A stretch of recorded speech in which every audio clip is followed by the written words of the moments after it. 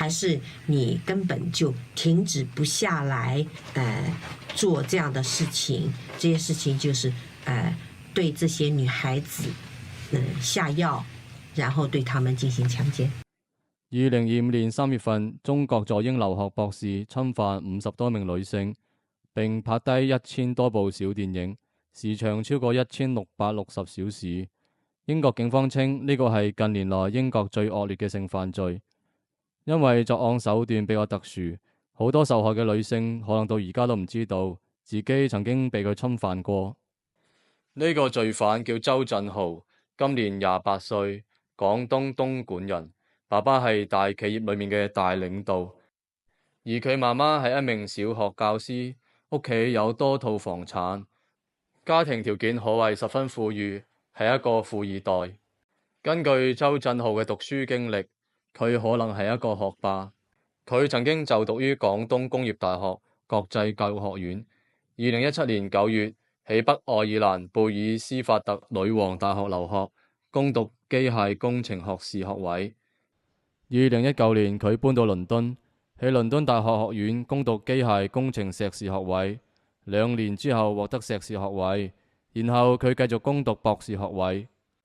英國倫敦大學學院可以話係一所世界名校，喺各大世界大學排名榜中都係前10名嘅存在。呢所大學亦都出過好多世界知名嘅校友，比如世界知名嘅導演諾蘭，前日本首相小泉純一郎，仲有中國嘅著名歌星莫文蔚。周振豪可以喺呢所知名嘅學院嘅機械工程學讀博士，咁肯定係學霸啦。點解之前我會話佢可能係學霸呢？因為喺英國警察捉捕佢嘅時候，同埋後期審訊佢嘅時候，佢竟然唔能夠同英國警方進行流利嘅英文交流。審訊嘅時候啊，更加需要安排一個翻譯喺身邊。英文水平咁差，周振豪係點考上呢個英國著名學府嘅博士呢？呢個真係令人費解啦。作為富二代，周振豪喺英國留學期間出手都係相當闊綽嘅。佢戴嘅手錶同埋衣服都係名牌，而且十分注重個人嘅形象。然後佢喺各個社交軟件上邊呢，開始發視頻同埋圖片，喺社交平台上邊曬自己外貌、曬自己嘅身材、曬自己嘅財產同埋學歷。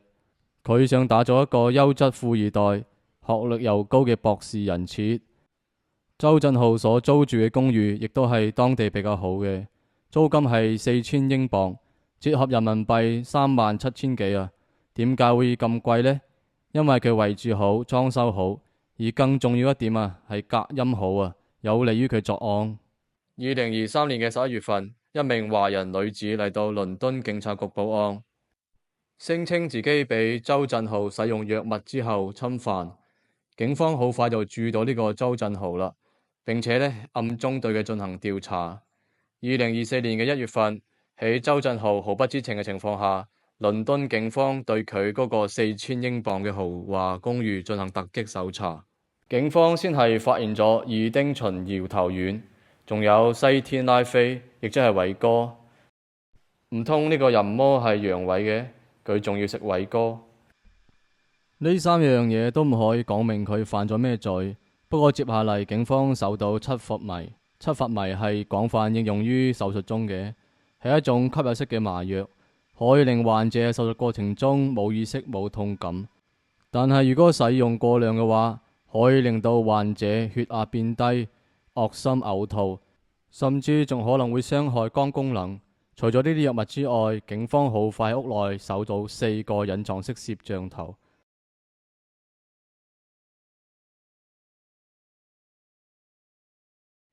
警方問佢攞啲攝像頭嚟做乜，佢解釋話佢中意玩攝影，而呢啲隱藏式嘅拍攝呢，好真實。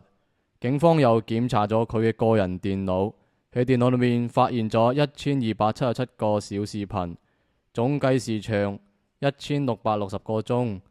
而根據拍攝嘅角度嚟睇，好多視頻啊都係呢啲隱藏式攝像頭拍攝嘅，而拍攝嘅內容大多數都係周振豪正喺度侵犯呢啲女性。視頻當中唔單止一個女性啊，而係多達50幾名唔同嘅女性。佢哋有一個共同嘅特徵，就係喺昏迷嘅情況之下，同周振豪發生咗關係。而根據屋內嘅陳設，拍攝嘅時間可以推斷出一部分視頻係喺呢間公寓拍攝嘅，而另一部分視頻係喺中國嘅某個地方拍攝嘅。2020年疫情爆發之後，佢曾經返到中國躲避疫情1年幾啊。呢啲視頻就喺呢個階段拍攝嘅。根據搜查，警方喺佢嘅衣櫃裏面發現咗一個紙盒，紙盒裏面裝咗一啲紮頭髮用嘅頭繩、卡套、假髮片，仲有一啲唔係好貴重嘅小首飾。後來根據周振豪嘅交代，呢啲嘢呢係喺受害者身上攞落嚟嘅，佢收集起來攞嚟作為紀念。有咗呢啲證物，警方好快就將佢逮捕啦。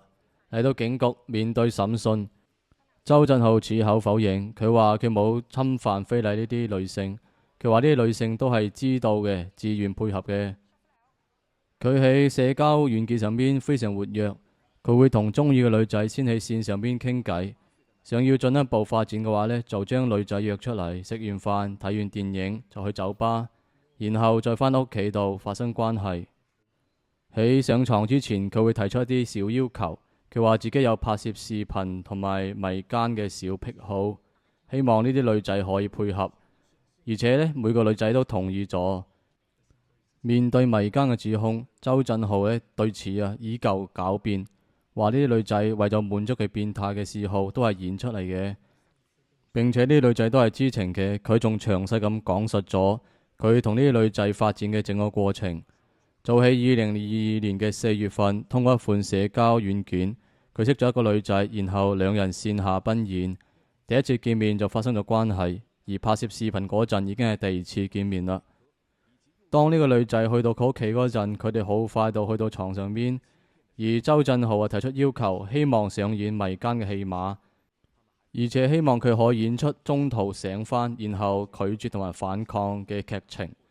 警方一聽呢個簡直就一派胡言，女仔先要忍受被侵犯又唔出聲，然後仲要演出藥效失效之後清醒，清醒之後仲要無力反抗，演得咁好，唔通想攞奧斯卡影后咩？佢呢種狡辯到法院嗰邊都完全不被採信。2025年3月5號喺庭審嗰陣，周振豪被認定28項罪名成立。其中包括11項強姦罪、3項窺淫罪、10項持有極端色情影像罪、1項非法禁錮罪、3項持有迷藥並試圖強姦罪。佢將於6月19號進行審判。雖然審判未結束啦，但係主審法官已經表示對於呢啲極端惡劣嘅案件，周振豪將面臨非常長嘅刑期。個人猜測周振豪可能會面臨最高終身監禁嘅刑罰。另外，根據英國嘅法律規定，因為周振豪係喺英國被捕嘅，佢喺中國嘅迷姦行為亦都會被英國法律所追究。但係對於喺中國嘅違法行為取證呢，就需要中國警方嘅配合。喺庭審當日周振豪所在嘅英國大學學院發表聲明。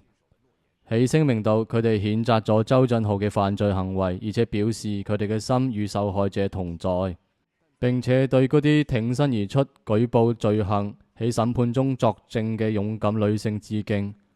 為咗徹底查清周振豪所有嘅犯罪行為，英國警方表示，任何知情嘅人都可以通過警方嘅網頁郵件直接聯繫警方，提供線索。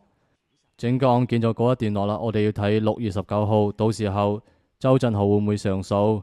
最後提醒各位女性朋友，包括男性朋友啦，喺出邊玩嘅時候，千祈唔好飲陌生人遞過嚟嘅飲品。喺出邊要好好保護自己。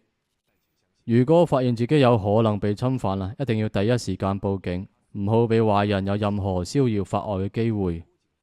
無論係男仔定係女仔，喺外面都要好好保護自己。對於呢間案件，亦都會持續咁關注嘅。咁呢單案件就講到呢度啦，我哋下一次再見。